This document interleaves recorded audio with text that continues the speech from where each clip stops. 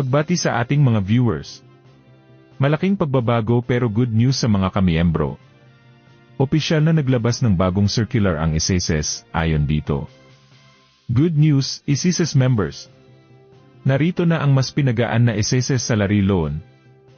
Enjoy 8% interest rate per annum kung ikaw ay first-time loan borrower, mag-renew ng loan at hindi nag-avail ng penalty condonation sa nakaraang 5 taon.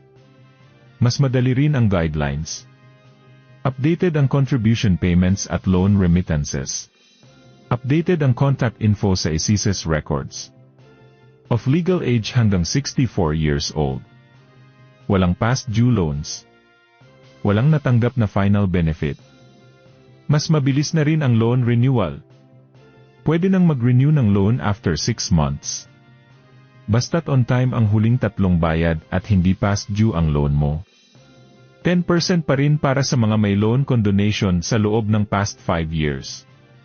Para sa buong impormasyon puntahan ang link na ito para sa SSS Circular.